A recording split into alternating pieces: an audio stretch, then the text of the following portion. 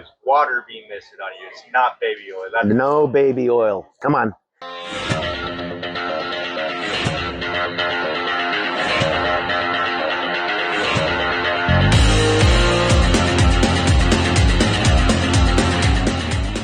Name's Clint Miller. I was a Torker factory rider for the Johnsons back in the day, 79 to 82. I was asked to throw out a couple funny things as far as racing, what I remember, good times.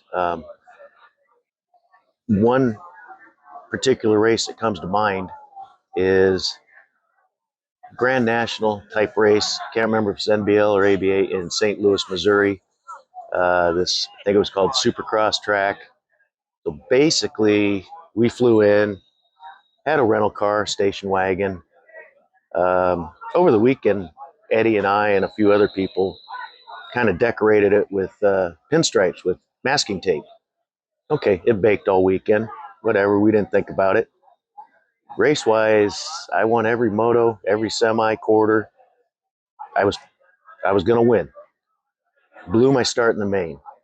Don't recall what I got. I think it was a fourth or a fifth. I think Stu Thompson won. And I was pissed at myself. Nobody else, at myself. So this pinstripe station wagon, back door was open. So I ended up punching out the back window. Had glass in my forehead. Other people had glass in their arms. Okay, Steve Johnson was not happy with me. Then we tried taking off the masking tape. Oh no, paint job ruined on this rental car. That was bad enough. Raced to the airport, running around, late for our flight, just waiting on all these kids and everybody to get packed up. In the air, Steve Johnson's sitting next to me. Would not speak to me. So I'm just like staring ahead. All of a sudden, he reaches in his pocket, pulls out the keys to the rental car that he forgot to turn in. It was sitting at departure and got towed. So basically, he got burned for new paint job, tow job, that type of thing. And yeah, he was never happy with me after that.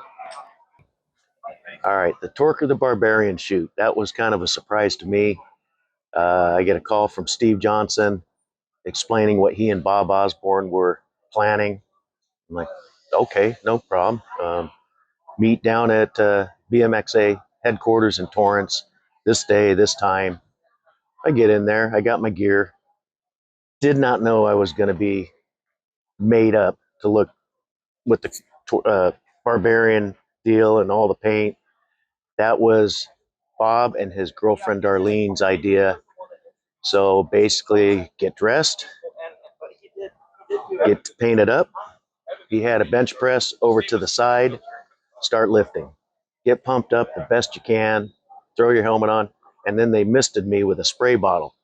And we probably did an hour and a half's worth of photos and, different poses, but always with the arms crossed and, puff your chest out type thing. And in the end, it turned out pretty good. First thing I said was, my Jof is crooked. Little crooked. Come on, Bob, catch that stuff. And he didn't. So, okay, comes out in the magazines. And it ran for a couple months, maybe 3 months. Next thing you know, I hear, Torker got in trouble. They were going to be sued by Paramount or whoever put out Torker the Barbarian. They did not get an okay. So he barely escaped getting sued by a major company. So that was the end of that. Then he went back on to different ads of, myself and Eddie King and Jason.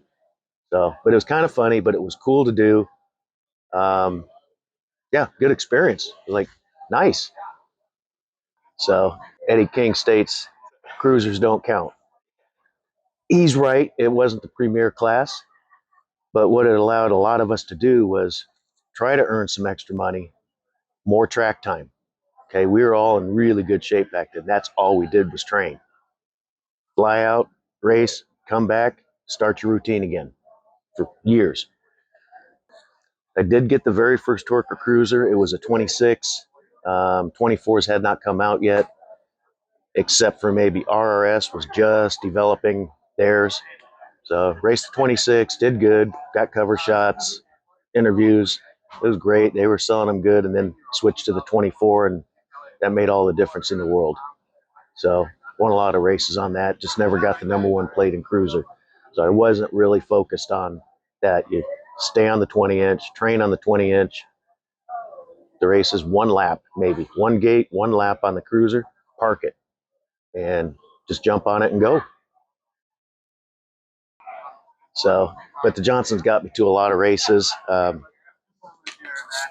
We did pretty good, and I felt bad leaving, but I had to move on with an actual paying ride because I was climbing the ladder. I'm beating and competing, and right in there with these other guys that were getting paid, and the offer came. I couldn't turn it down, so I moved on, and two and a half years later, I was finished with racing. So couldn't get another ride. Just stuff happens. So that's about it. But had a lot of 3 years worth of racing for the Torker team, and it was great. We were family, and like Mike Aguilera says, Torker for life. Very, very pleased that Bill Ryan contacted me to be a part of this whole new Torker team. It's a good thing you guys are doing. I'm just proud to have been involved in some way. But I appreciate it. So thank you, and Dave. Thank you, Bill. It's cool. Now retired, I can get to some of these things. Where before, 10-hour days, 6 days a week, it's impossible. So yeah, I'd like to be a little more involved. Just get out here and see people and BS about the old times. So I'm pleased with that. And I'm also kind of pleased that I'm now retired. So all good. So regarding a signature frame, in all those years, I never had a signature frame. I just rode what I was given. We'd make changes, lengthen them, change the head angle, whatever. But 40 years later, I now have a signature frame, the Barbarian, which I'm really proud of. That's great. I love it. So Bill Ryan contacts me. Hey, we want to do this for you. We want to do this a signature frame. We're thinking calling it Miller Time. And I thought to myself for a minute, well, Bill, I said, Bill, that's kind of lame. That was from a different sponsor.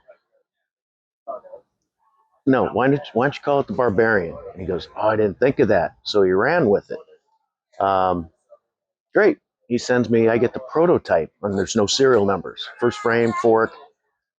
So I call Bill, and he goes, no, that's the prototype. That's the first one ever made. Cool. Okay. Had to ask him questions. It's been 40 years since I built a bike, especially never did a European bottom bracket. I'm lost. Bill sets me up. I got that prototype about 3/4 built. Here comes another frame, and the prototype didn't have my name on it. It had Eddie King's name on it. And I'm going, well, son of a gun, no. So, yeah, no, we want you on a bike that we are producing. We've made changes. All right, strip down the prototype, finish up the new build, and things awesome.